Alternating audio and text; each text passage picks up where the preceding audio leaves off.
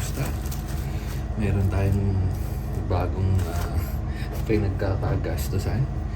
Dumating na yung ating wireless mouse, Logitech Pro X wireless. Okay, so habang ina-unbox natin ito, meron kasi ang gamit ko kasing mouse ngayon is yung MX Master. Pero kasi sabi sa Red Edit or sabi sa nag-check ako ng iba't ibang mga site.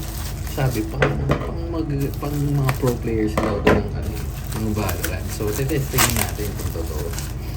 Okay, pag pinipindot ko yung MX Master, parang hindi siya mabigat eh.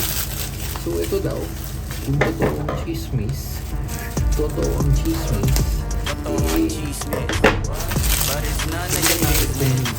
nakakagaling. Hindi naman tayo mag-report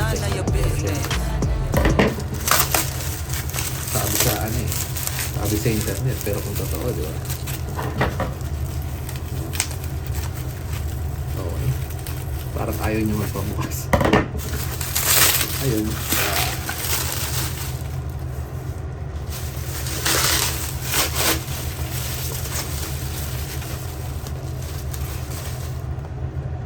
Ganda. Diba?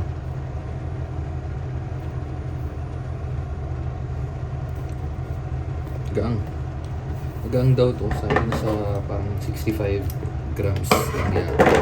Mabigat yung MX Master. Pero maganda kasi dun, multi-device. So, meron kang computer, laptop, tsaka iPad. Pwede mo siyang gamitin sabay-sabay. So, magtatagal ka lang. And then, kailangan mo lang ng dongle i-connect. Hindi ko sure kung parehas nito yun, pero kung pwede gamit ko pa rin yung dongle. So, ayan. Ito yung specs niya. Kita ba? Ayan. Okay. So, light speed, hero. At kukunin ko yung 304 or 305 yata yun. Pero kasi, mas maganda yung itsura niya. Ganda. Tsaka hanggang. Wala yata. Walang Oops. Late lang. Sakto. Parang kung nagamit ka ng yung mga A4 Tech na mouse sa mga computer shop, parang ganun lang siya eh. Tsaka ang gaan, sobrang. Micro pa rin yung pang charging. So, meron siyang back forward button. Tsaka mga quick.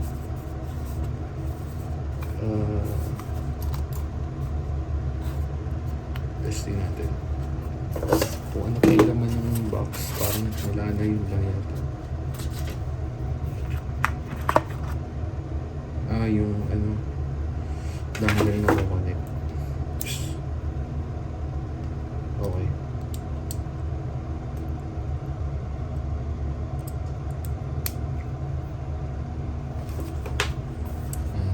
Tsaka ito. Oops. Ano to? Cable.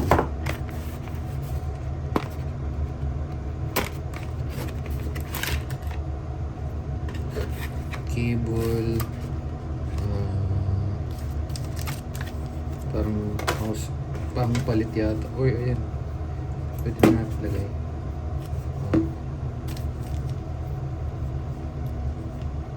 Ano to? Ay, ganda. Sige, tingnan natin.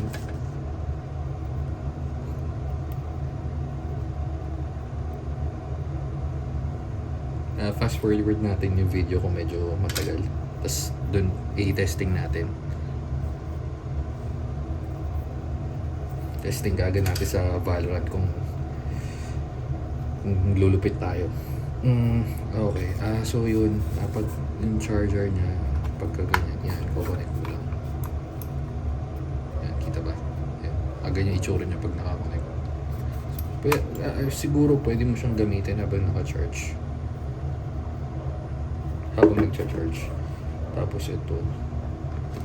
Hindi ko alam ba't may ganito eh. Pag-connect. Testing natin.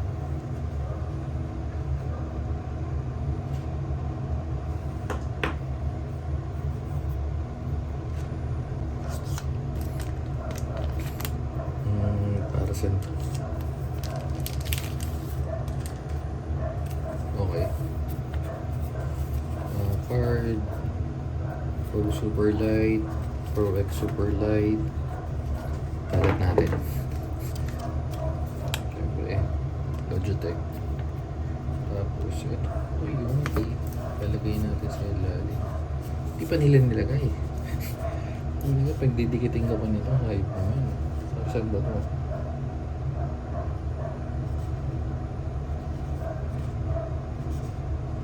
I-check natin ko para saan. Okay, so ayun nga, para nga dito yun. Ididikit mo, pero medyo pamit eh. Okay na to. So, hindi naman natin kailangan yun. Basta lang, sabi na natin, gagaling tayo ng Valorant or gamit ng mga professional to sa Valorant. So, pag hindi na to yun, hindi, bano lang talaga tayo. So, sige, testing natin. Okay, so yun, testing natin. Out of the box, meron na kaagad siyang battery kasi ayun, gumagana na siya. And then, itong ginawa ko. So, kinonect ko lang to diretso sa USB hub ko. Pero syempre, pwede sa PC or laptop. Tapos, itong dongle na to, ito yung nakakonect para mag-wireless. So, if i-charge mo naman, tanggalin mo lang to. Yun, yung tunog. Then, kukonect mo siya dito. So, yun, naka-wired ka. So, kung kailangan mo siya mag-charge, ito yung indicator na nag-charge siya. So, babalik natin wireless ko. Para ma-testing natin. Tsaka na natin ayusin, pero yan, dyan muna. Yun nga, ito yung wireless, ito yung MX Master na gamit ko. Ang bigat. Kung kumpara mo dito, ito parang, kung kumpara natin siya, siguro mga times 5 bigat nito. Yan. Mabigat to. So, ang ano ko lang dito is mabagal yung movement ng cursor. Kailangan ko pa yata mag-install ng app. So, testing. Mag-install ko muna ako ng app. Balikan ko kayo. Yun. So, na-setup natin. Medyo natagalan tayo. Baka magka-problema kayo. Kasi meron akong dalawang software. Yung Logitech, Logi Options, saka itong LG, yung G-Hub. Magkaiba siya kasi nade-detect dito. Ito, nakita ko sa inyo.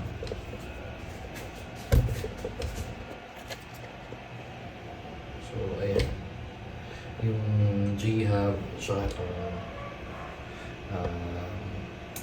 yung Logi Plus. So, yun. At saka na-set up ko na rin yung software. Ito.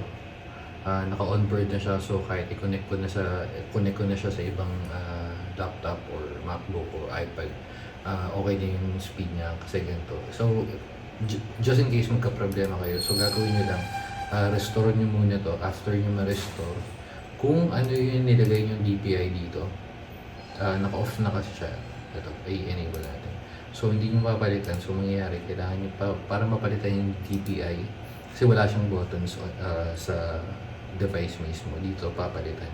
So, pagkapalit nyo dyan, balik nyo lang dito, and then device settings, on to, tapos click nyo lang yung sa desktop default, and then balikan mo yung details. So, yan. Nasa 2.6 na siya. Oops, parang bumagal. Bumagal. Magbalikan natin. So, yung pakita ko na lang din. Ginawa ko. So, ang device, on to, and then restore. After ma-restore, balik dito. Oops. Yan. Yan. Nilagay na sa DPI na gusto mo or na preferred mo. And then device settings, on, profile, and then desktop. So, magsisave siya. And then, pagka-check mo yung details, nasa 2.6 na siya. Yung select to. Ayan, okay na siya yung speed. Yan. Tsaka after mo mag-install, mag-run siya ng app, ng firmware. Yung installation ng software, like 1 to 2 minutes, and then yung firmware siguro mga 5 minutes yata. Then pag-setup yun. So yun, baka magka-problema. Okay, so testing na natin sa Valorant, kaya natin siya binili. Okay, wait lang.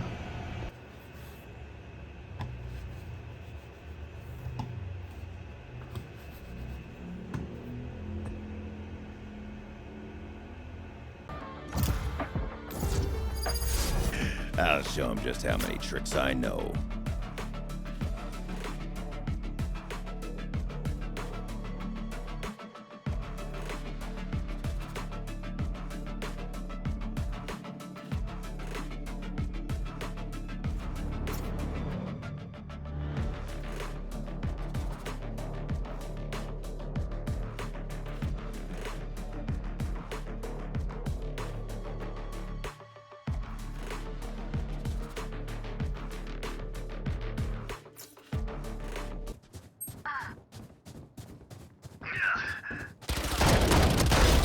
Right between the eyes.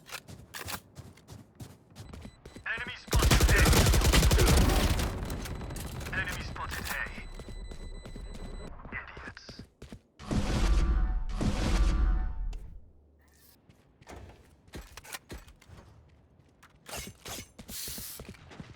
Enemy spotted.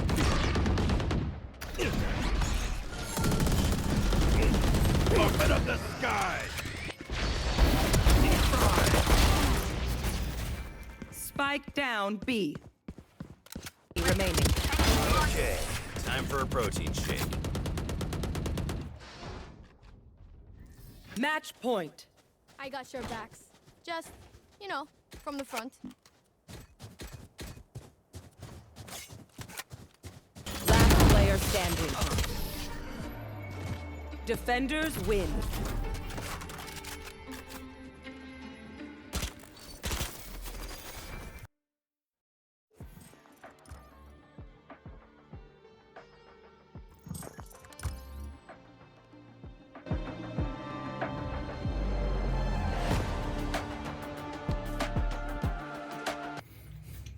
Yun, so na-testing natin medyo. Okay, actually okay naman siya. Tapos, eto pala, kung umabot ka sa part na to, syempre kung may mouse, meron tayong keyboard. Kung nahulaan mo kung anong keyboard to, comment ka, Gcash kita 500.